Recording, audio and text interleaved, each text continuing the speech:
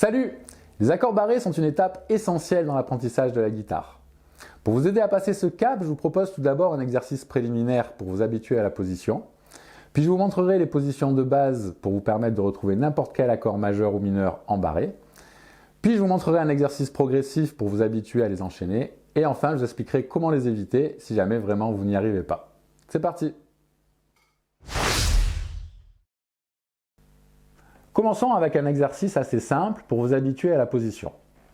Alors on va venir avec l'index se mettre en 5e case et on va venir barrer les deux cordes aiguës. Au niveau du positionnement, relâchez bien au niveau de l'épaule. Le bras vient se coller le long du corps.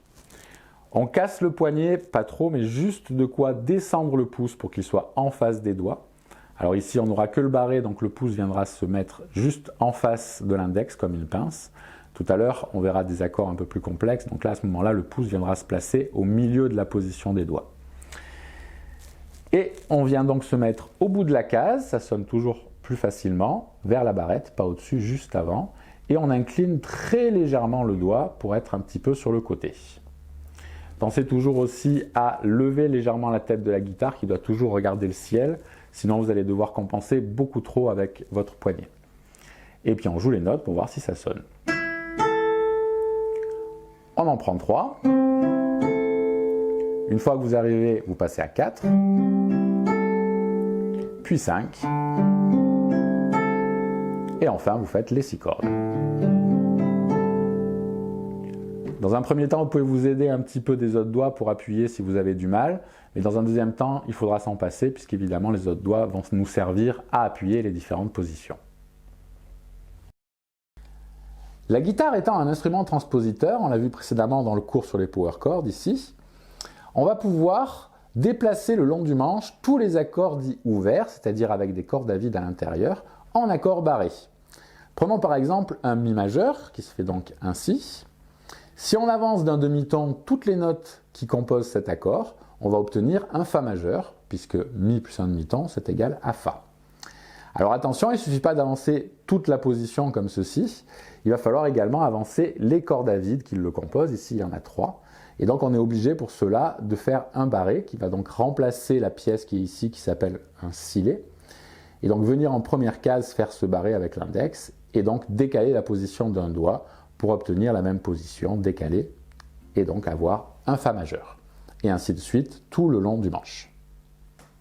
Je vous l'ai dit, tous les accords ouverts peuvent se transposer en barré. Pour cela, repérez bien les toniques des accords. Ce sont elles qui vous permettront de savoir le nom de votre accord une fois que vous l'avez déplacé. Je vous mets également les accords ouverts enrichis qu'on a vus précédemment et leurs toniques.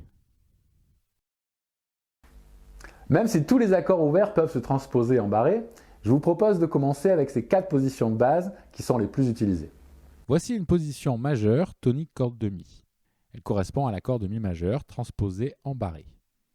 Voici une position mineure, tonique corde de Mi toujours, qui correspond à l'accord de Mi mineur cette fois. En apprenant par cœur les notes de l'accord de Mi grave, vous pourrez retrouver n'importe quel accord majeur ou mineur. Par exemple, si vous voulez faire un La bémol majeur, ou un Sol dièse, c'est pareil, vous placez votre barré au niveau du La bémol et une position de Mi majeur après le barré. Si par contre vous voulez un accord mineur, vous placez un accord de Mi mineur après le barré.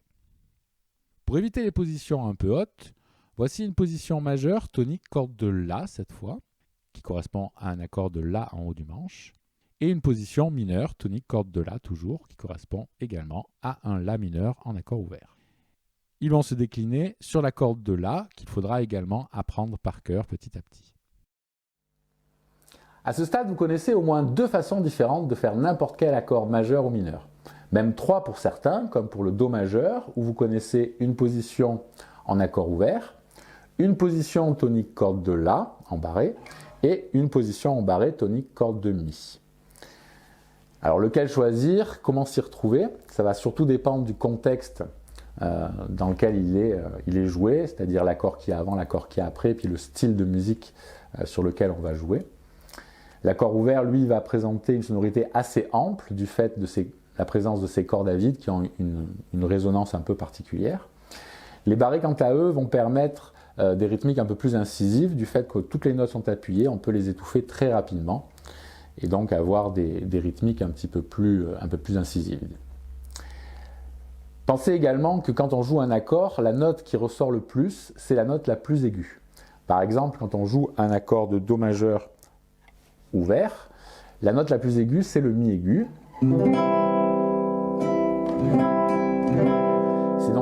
C'est donc celle qui va ressortir en mélodie. Si je joue le Do majeur en barré tonique corde de La, cette fois c'est le Sol aigu qui va être la note la plus aiguë, donc la troisième case sur la corde aiguë. Et donc c'est celle-là qui va servir de mélodie. Et ainsi de suite, si je joue le Do majeur tonique corde de Mi, cette fois on va avoir un Do très aigu en huitième case.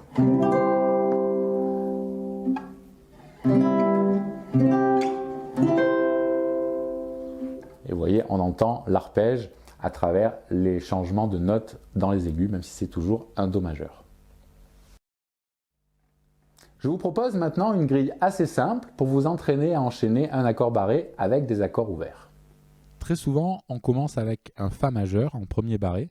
Je trouve que ce n'est pas le plus facile, le barré sur la première case étant assez difficile à obtenir, surtout sur une guitare folk. Ici, avec le Si mineur, je trouve que c'est un peu plus facile pour démarrer. On va donc avoir un barré tonique corde de La en deuxième case, avec une forme de La mineur après le barré. Au niveau de l'installation, souvent les débutants préfèrent commencer par installer la position, puis le barré ensuite. Assez rapidement, il va falloir faire l'inverse, car c'est quand même un petit peu plus pratique pour certaines rythmiques, notamment des arpèges, de commencer avec le barré. Et enfin, sur le long terme, c'est d'arriver à tout installer en même temps. Pour vous aider à avoir bien le temps d'installer le barré, je vous propose de commencer par enchaîner cette grille en ronde.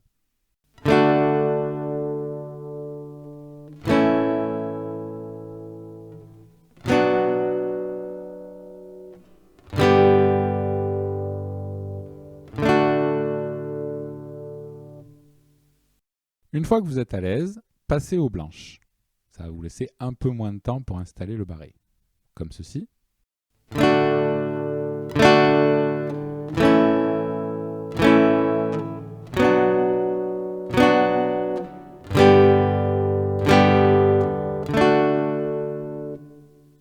Et enfin, quand vous maîtrisez l'enchaînement en blanche, passez à la noire.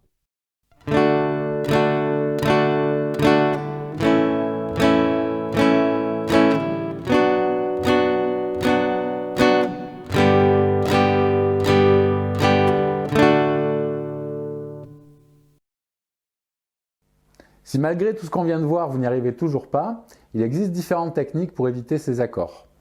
Alors notamment l'utilisation du pouce, comme Jimi Hendrix, qui ne faisait pas de barré, mais qui utilisait son pouce pour venir faire les basses par-dessus. Donc par exemple, pour un accord majeur tonique corde de Mi, il vient avec le pouce chercher la note la plus grave et fait le reste de l'accord sans jouer la plus aiguë. Et donc on va avoir ça. Alors c'est une technique qui est un peu plus facile à faire sur les guitares électriques, les manches sont un peu moins larges que sur les guitares classiques. Sur les guitares folk, c'est faisable aussi, mais enfin il faut quand même avoir un pouce assez long. Pour l'accord mineur, on est quand même obligé de faire un petit barré avec l'index, comme ceci. Et puis pour les toniques cordes de La, on n'est pas obligé de faire un barré, puisque la corde aiguë peut être évitée. Et à ce moment-là, on se retrouve même avec une position qui garde le pouce en haut, avec ceci. En mineur. Et en majeur, là c'est un peu plus compliqué avec le pouce en haut. On peut généralement faire un barré avec l'annulaire. Attention, il ne faut pas gratter la plus grave, ni la plus aiguë, évidemment. Après, sinon, vous avez la technique du capodastre, qui est donc un appareil qui permet de venir raccourcir le manche et donc de jouer des accords qu'on aurait fait en barré sans en accord ouvert. Alors c'est vite limité, il faut que les grilles soient assez simples. Il y a des fois où ça ne fonctionne pas parce qu'évidemment on ne peut pas bouger le capodastre en cours de morceau. Et sur une grille un petit peu compliquée, ça va vite montrer ses limites. Gardez à l'esprit que le plus important pour passer ce cap difficile, c'est la pratique régulière. Quotidienne, c'est l'idéal pour vraiment vous habituer à cette position qui est tout sauf naturelle. Attention également à bien vous échauffer avant de vous lancer dans le travail des accords barrés. C'est quand même des positions assez compliquées Et au début, en plus, on a tendance à crisper pas mal. Donc si vous n'êtes pas échauffé, vous risquez de vous faire mal. Voilà, cette vidéo est terminée. J'espère que ça vous a plu. Si c'est le cas, n'hésitez pas à vous abonner, à me laisser un commentaire si vous avez des questions. Et puis on se voit dans une prochaine vidéo. Salut!